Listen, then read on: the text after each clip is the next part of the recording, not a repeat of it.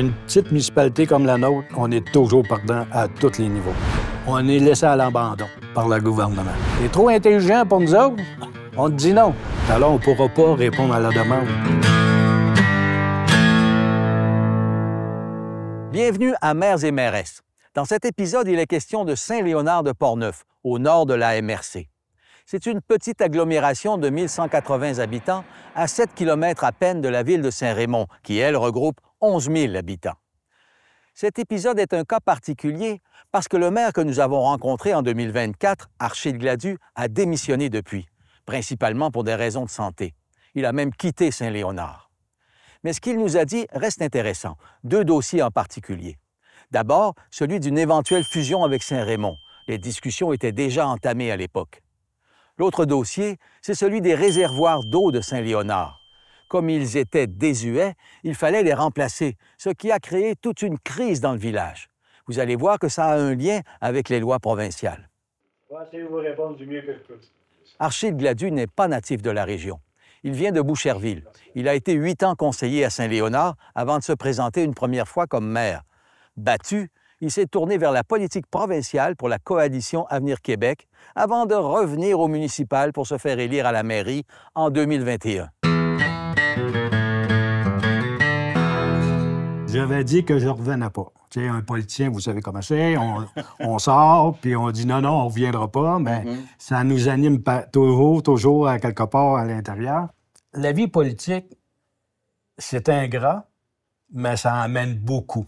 Ça nous permet de voir tous les petits à côté qu'on ne peut pas voir dans une vie normale d'une communauté qui ne voit pas. Puis c'est normal, ils ne sont pas impliqués dedans. C'est pas monotone, une vie municipale, là. On est tout le temps en train de découvrir plein de choses. Le gouvernement nous en donne toujours de plus en plus à tous les années. Archil Gladu voulait faire venir des commerces et de nouveaux résidents à Saint-Léonard, mais ça n'a pas marché comme il le voulait. Première déception. Tu sais, ça, c'est le rêve que j'avais au départ, là. Faut s'entendre. Quand tu embarques dans la machine, puis là, tu vois toutes les vrais chiffres, les vraies affaires, les complications qu'on a eues. Tu regardes ça, tu dis, même avec la meilleure volonté, je pourrais jamais me rendre là où ce que je veux. Une de ces grosses surprises a été l'état des réservoirs d'eau de la ville. Il fallait les changer, je vous l'ai dit tout à l'heure. Mais comme ces réservoirs ne pouvaient approvisionner que la population actuelle et qu'on projetait un petit développement domiciliaire, il fallait en construire de plus gros. Mais le programme de subvention n'était pas conçu pour un agrandissement. Résultat, Saint-Léonard a dû assumer entièrement les coûts. Là, j'ai dit, on va augmenter la capacité, tant qu'à faire. On ne reviendra pas dans un an, puis on doit recommencer, ou on doit... Tu sais, je me suis dit, en bon gestionnaire, j'ai dit, on va faire ça. Ça va coûter moins cher de le faire tout de suite, puisqu'on est dedans, que de le faire par après. Mais Québec, ils ont dit, t'es trop fin pour ça, toi. T'es trop intelligent pour nous autres. On te dit non. Qu'est-ce que vous voulez que je vous dise? Tu rentres dans la dans le cadre, c'est ça. Et on verra si plus tard, ça coûtera plus cher dans l'autre case, mais c'est pas grave. On verra plus tard, tu viendras nous revoir. Moi, je trouve ça aberrant. C'est pas de même qu'on doit gérer les fonds publics. Cet exemple montre bien que les programmes gouvernementaux ne sont pas toujours adaptés à la réalité des villes et peuvent même obliger à faire des dépenses inutiles. Pire, les villes sont parfois incitées à attendre qu'il y ait une crise sanitaire pour obtenir de l'aide au lieu de la prévenir. Admettons que je suis capable de prouver que mon eau contaminée, j'aurais rentré dans le programme du Primo. Il aurait fallu que vous attendiez une crise pour avoir de l'argent Oui. pour le faire. Oui. Puis là, j'aurais rentré dans le cadre qu'ils veulent. Puis vous avez refusé de faire ça, en fait. Pourquoi je laisserais aller les choses? On le sait qu'ils sont finis. Puis ça aurait pu contaminer l'eau, le fait qu'ils sont... Oui, c'était dans le rapport de l'ingénieur comme quoi qu'il y a un risque de contamination. Ce cas montre aussi les faiblesses des lois qui régissent les municipalités, parce qu'elles permettent aux élus de refiler les problèmes aux élus suivants. Autrement dit, cacher ce qui fait mal pour se faire réélire. Si je fais rien, il arrive à rien, tout le monde est heureux. Mais les prochains, par exemple, Eux autres, ils vont tout avoir, parce qu'on le sait qu'ils sont finis, puis c'est pas d'hier. Il y a un paquet d'ingénieurs qui sont passés, ils disent, ben oui, mais ça fait au-dessus de 25 ans qu'on leur dit que c'est fini. Puis j'ai été, pendant 2 mandats, comme conseiller. Et vous l'avez vu, ça? On ne s'est jamais fait dire la vérité. Oh, OK. C'est bien différent, ça. Vous l'avez appris une fois maire. Une fois même avec les documents qu'on a trouvés ici et là. Oh là là, OK. D'accord? Fait que on a eu un début de mandat pas facile. Puis ce que je comprends, c'est que vous préférez perdre vos élections que de faire prendre une mauvaise décision. C'est ça, c'est ce que Ah, ben, mettons, j'aurais dit, je vais me représenter, puis je la perds à cause de ça. Je l'aurais accepté.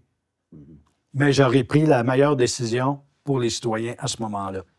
Je ne suis pas là pour me faire élire d'élection en élection pour faire plaisir. Cette combinaison de facteurs place les maires et mairesses dans des situations parfois très difficiles. C'est le palier de gouvernement le plus près du public. Les élus doivent rendre des comptes à leur population chaque mois dans les séances du Conseil. Pour Archil Gladu, l'épreuve a été particulièrement dure à cause de l'augmentation brusque des taxes. D'autant plus qu'il s'est refusé à accuser publiquement les anciennes administrations.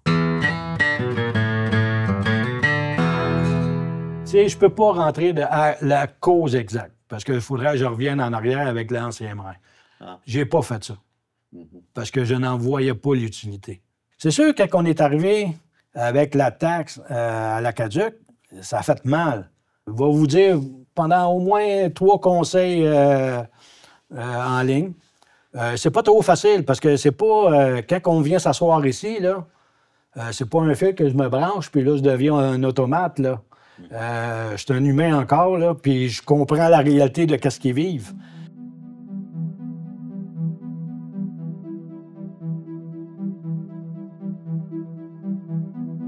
Donc, ça vous a fait mal, là. Ben, c'est sûr, on le prend personnel. Puis moi, j'ai un gros problème. C'est qu'un coup, j'étais fini ici, mais ça ne s'arrête pas là.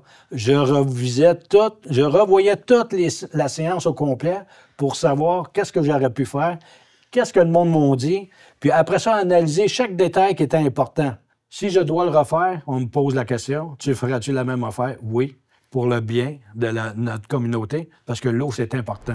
Un autre facteur qui aggrave les crises de ce genre, c'est le fait que les gens s'intéressent peu à ce qui se passe au conseil municipal. Ils réagissent d'autant plus fort qu'ils n'ont pas vu venir les coups.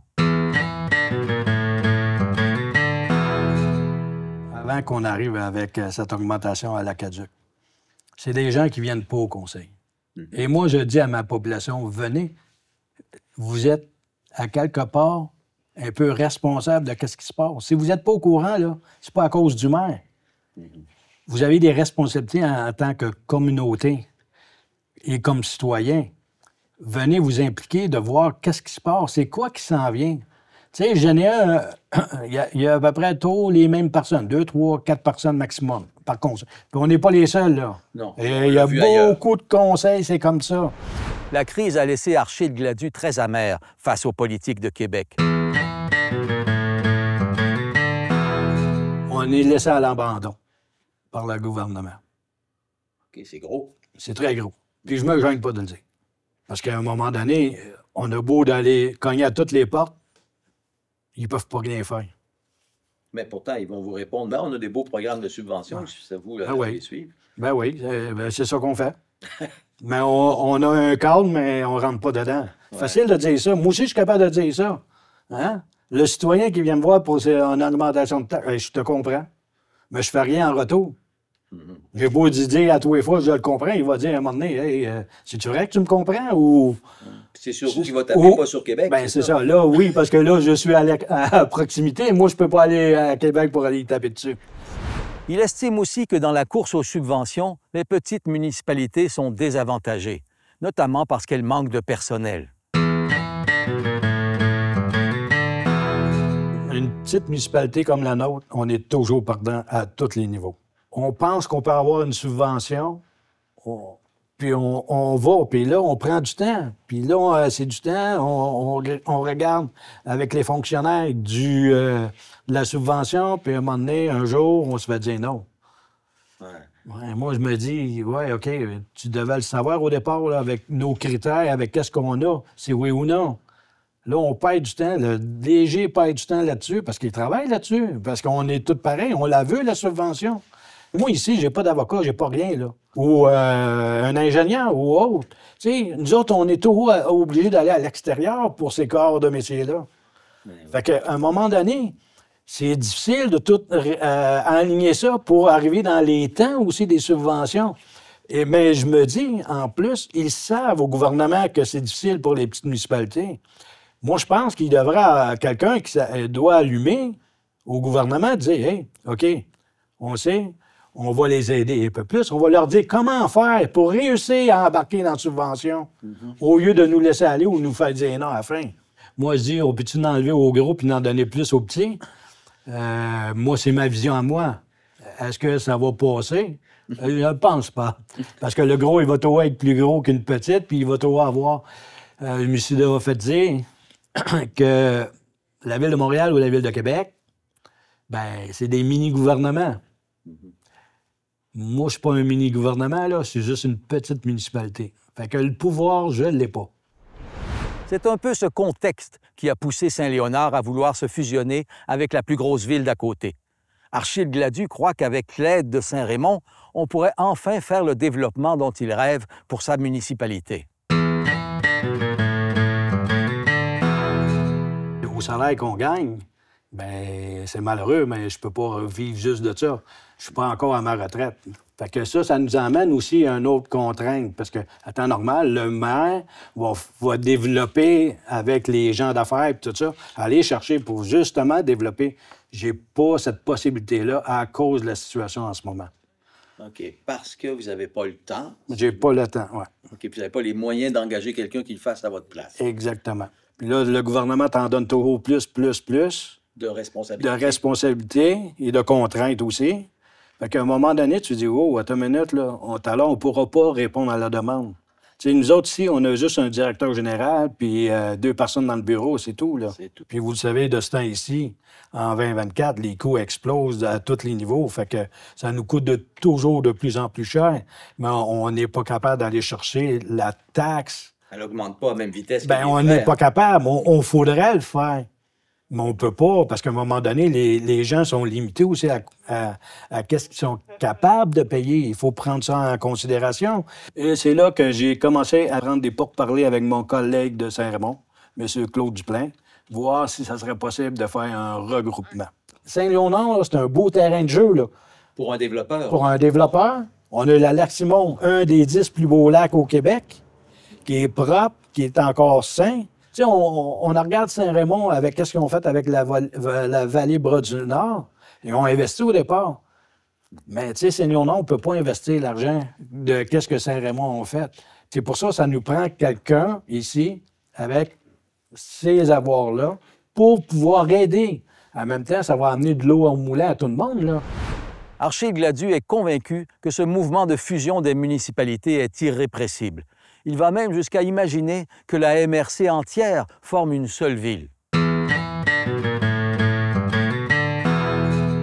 gouvernement ne veut pas traiter avec un paquet de monde différent. Est-ce qu'à un moment donné, le gouvernement va dire, gars, on traite avec la MRC, puis que la MRC va chapeauter tout ce qui se passe dans sa MRC? C'est comme un gouvernement local. Comme il deviendrait le gouvernement, la personne principale, puis que nous autres, soit qu'on se réfère, ou bien, comme je dis, ça c'est mon imaginaire et ma prévision à long terme, qu'il y aurait une MRC, une ville.